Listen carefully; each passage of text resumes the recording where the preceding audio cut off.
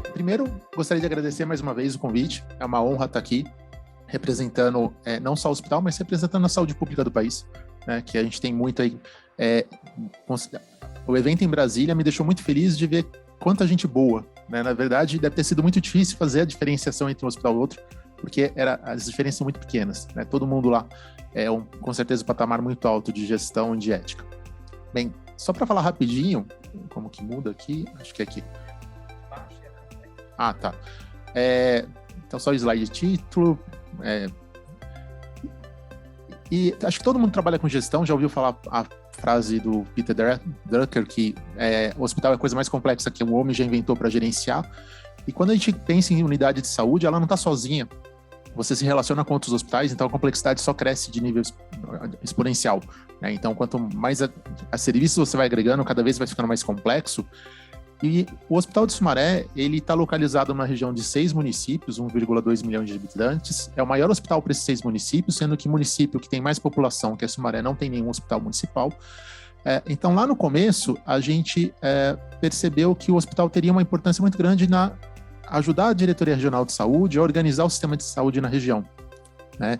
É um hospital que ele tem um perfil de urgência e de atendimento eletivo para cirurgias.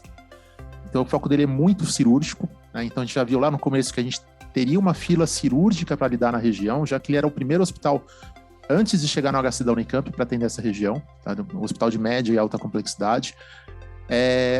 E um diferencial que surgiu lá no começo do hospital, na contratação dele, foi esse contrato que coloca meta de produção e meta de qualidade, que lá em 2000, quando ele foi inaugurado, era uma certa novidade. Eu estava começando a minha carreira, eu nunca tinha ouvido falar nesse modelo de gestão. Eu acredito que esses parâmetros que moldaram o hospital lá no começo foram fundamentais para a gente buscar certificados de qualidade, né? Como que a gente pode atingir tudo que estão querendo da gente de uma forma correta. Então, a gente já lá atrás, com um ano de vida, foi buscar as certificações de qualidade. E quando o hospital ele é organizado na região, tem lá os contratos de gestão entre a universidade e a Secretaria de Saúde, mas a questão de demanda sempre foi discutida com o Departamento Regional de Saúde, a Diretoria Regional de Saúde, que é a DRS 7. Né? Então, tinha toda uma discussão de contrato com a Secretaria, mas o que a gente iria atender, a gente tinha que discutir isso com a DRS. E a gente já percebeu lá atrás que existia uma dificuldade muito grande dos próprios municípios saberem o que eles têm que atender, porque as demandas, os pacientes vêm de outras cidades. Eu trabalhei em Paulínia, no começo da minha carreira. O posto de saúde que eu trabalhava, acho que Paulínia devia ter mais ou menos umas 6, 7 UBSs na época. A minha UBS tinha mais pacientes inscritos do que a população inteira do município. Então, era até difícil dos municípios entenderem as reais demandas que eles tinham, né? Então, quando a gente fala de desafio para a saúde pública, eu acho que, como gestor, a gente pode listar, a gente fica assim 5 dias falando e não termina, né? Vai desde como que você retém recursos humanos no serviço público, como que você mantém esse pessoal empolgado, com propósito, né? Apesar de você não poder dar uma série de benefícios que o serviço privado consegue dar, ou como que você mantém parque tecnológico atualizado.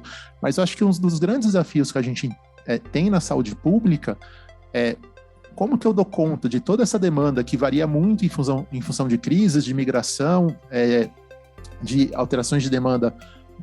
Vem uma pandemia, bagunça todo o cenário de fila que a gente tinha montado, com um único cliente, né? Eu tenho o Estado que me financia, então meu recurso é extremamente limitado. Então, como que eu coloco tudo isso numa balança e consigo lidar com esse desafio? Então, eu vou ter a pressão da demanda a hora que eu começo a organizar uma fila, seja porque o município está aflito, que ele tem um monte de paciente para encaminhar, e muitas vezes esse monte de paciente não reflete a realidade, porque ele não consegue ter o dado real na ponta do lápis, e como que eu organizo esse sistema. E do lado do hospital, eu tenho que manter as minhas metas de produção, as minhas metas de qualidade, mas eu tenho que ser transparente perante os órgãos de fiscalização, seja Tribunal de Contas ou eventualmente Ministério Público, ou mesmo a sociedade. Então, lá no começo do hospital, o que a gente fez? A gente resolveu que a gente ia trabalhar junto com a DRS de forma parceira, né? Vamos ser um braço da DRS 7 na região, vamos ajudar a organizar o sistema na região. E a gente criou dentro do hospital o Núcleo de Saúde Pública, tá? Que é um escritório que faz toda a conversa com os municípios. A gente descobriu na época que o melhor não era fazer toda a conversa com o secretário de saúde, mas sim com o corpo técnico, porque é o corpo que permanece independente das mudanças de prefeito. E a gente foi entendendo o que acontecia nessa região e foi estabelecendo os fluxos de encaminhamento desses pacientes para o hospital, sejam ele de urgência, seja de procedimentos eletivos, reconhecendo essas demandas que eles tinham, né? E muitas vezes qualificando o município em algumas situações. E isso daí sempre foi muito público entre DRS e hospital, né? Tudo isso era aberto, as negociações com os municípios. E em 2016 veio um projeto, a gente conseguiu um projeto da secretaria que era para expansão de cirurgias no hospital. Então a gente foi abrir um centro oftalmológico que tinha, no projeto era para 1.600 cirurgias de catarata e retina, né, combinados ao longo do ano, mais um projeto de começar próteses de quadril e de joelho, porque tinha uma demanda grande na região e nenhum hospital para esses 6 municípios estava fazendo esses procedimentos, que seriam 24 próteses de quadril por ano, mais 88 de joelho, e cirurgias de urologia, basicamente para retirada de cálculo, né, que dava mais ou menos umas 250 procedimentos por ano. São procedimentos que tinham um número muito grande de pacientes represados, que pode gerar uma certa pressão de vários motivos para que você faça essa fila andar.